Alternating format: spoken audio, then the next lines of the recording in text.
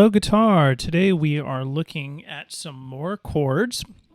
We're specifically looking at the A7 chord. And I also want to talk to us today about another version of the G chord. And this one isn't just about a different fingering. It is a different fingering in a way, but we're actually including another finger on the fretboard. So the notes of the chord are going to be the same. They're still going to be G, B, and D. It's just going to be a different combination of those notes, G, B, and D. But before we get into that, let's look at the A7 chord. The A7 chord, in order to do this, we see that we're going to play 5 strings, and we need our first finger on the 4th string, 2nd fret, that's the note E, and then we're going to have our second finger on the 2nd fret, 2nd string, that's the note C sharp, and then we strum 5 strings.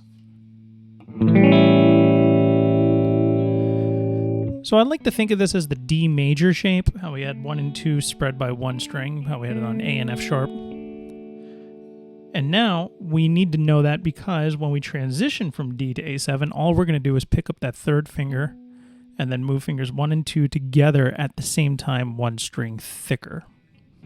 So we had D, and then we have A7.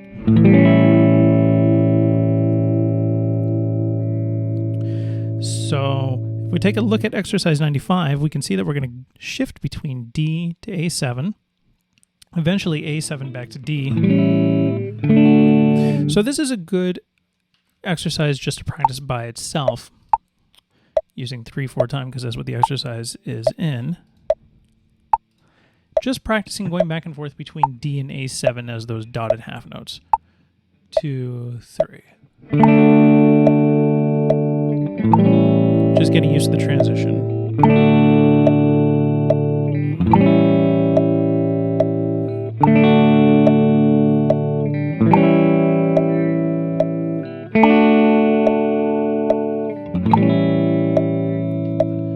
Now, we can also see in this particular chord progression, we're going to shift from A7 to G. And the version of G I might want to use for this one is using fingers 1, 2, and 3. Because the first finger is only 1 string away on the same fret. So it's a little bit more tangible than having to switch to this whole thing over here. Right, the 3rd finger's already hanging out over the note G. 1's already super close. Only the 2nd finger's one that really has to move very far. So I'm going to do 95 twice through. First I'll use the pick, and then I will use I for strumming. 1, 2, 3. Here it is.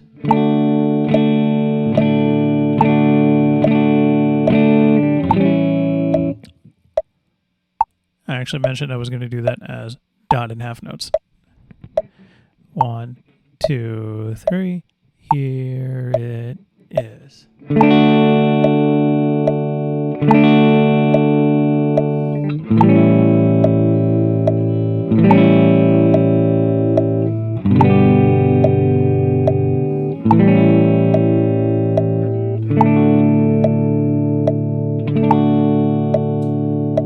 This time I'll do it striking with I, and I'll do it as quarter notes.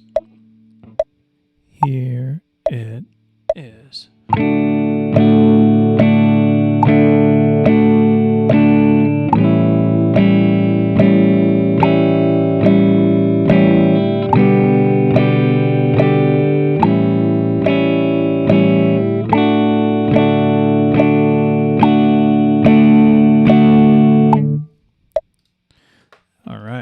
So now let's take a look at this G chord, our new version of the G chord.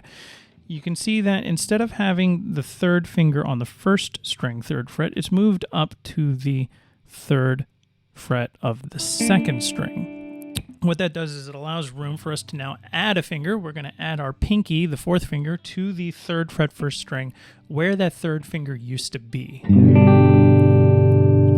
I like to think of this as a more rock and roll version of the G chord. It's one that I think you will hear more often throughout, pop culture songs and so on. The notes of the chord are still the same, just the voicing or the arrangement of them are different, right? So, for example, we still have G, B, D, G, B, G, but now by doing this new fingering, instead of having B open second string, we now have the note D, still a part of the chord, right? So G, B, D, G, D, G. So I want to know this version of the chord, because if I'm looking down here at exercise 26, if I'm going to switch from D to G, I can actually create a pivot point on that third finger second string on the note D and not actually have to pick up any fingers when I switch from D to G. You should notice that the actual movement first is to put the pinky down first and then move 1 and 2. And sometimes you hear people actually play that. And this is a chord within itself, a D sus chord. So again, the move is hold the D chord, put that pinky down real quick, and move 1 and 2. And then, of course, the transition from G to A7 and A7 back to D is exactly the same.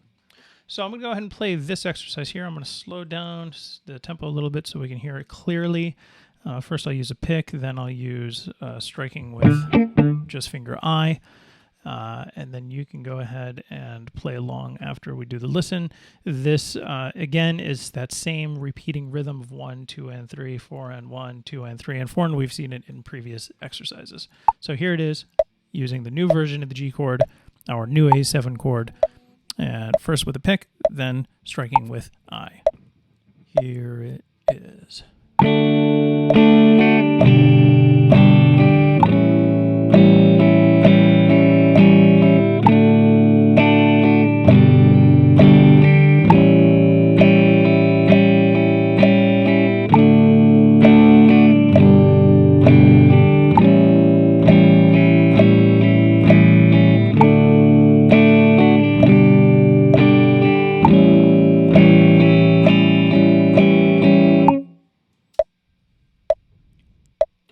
So, of course, go ahead and stop the video, slow down the metronome, try these out for yourself, come back to the video, play along.